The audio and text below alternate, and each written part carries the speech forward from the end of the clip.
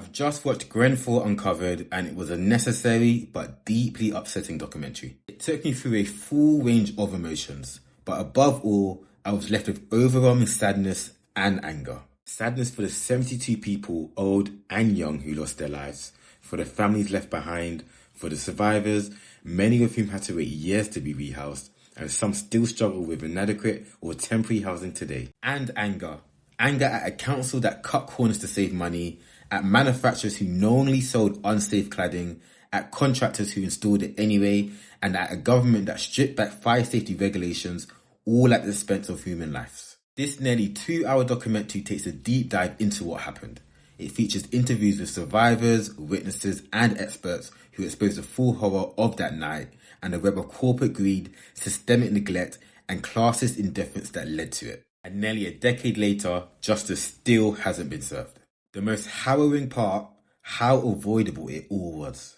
Arconic, the company that produced the cladding, knew it was flammable, it was banned in multiple countries, but they kept selling it. David Cameron's deregulation agenda meant the UK had no safeguards in place to prevent its use, and the council, trying to cut costs, chose the cheapest option.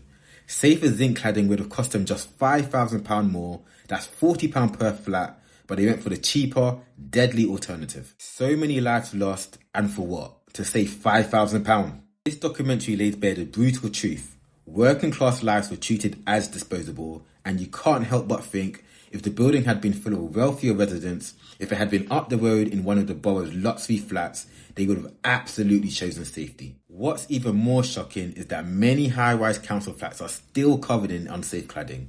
The official fire safety policy for these buildings still tell residents to stay put in the event of a fire. The same policy that cost lives at Grenfell. And nearly a decade later, those identified as responsible by the inquiry still haven't faced criminal charges, and many even continue to avoid full accountability. It's not an easy watch, but it shouldn't be. This documentary doesn't just revisit a tragedy, it exposes the system that allowed it to happen and the people still waiting for justice. If you've ever found yourself unsure of what really happened at Grenfell, or how it was even allowed to happen in the first place, you need to watch this. Because silence is what let this happen, and silence is how it keeps happening.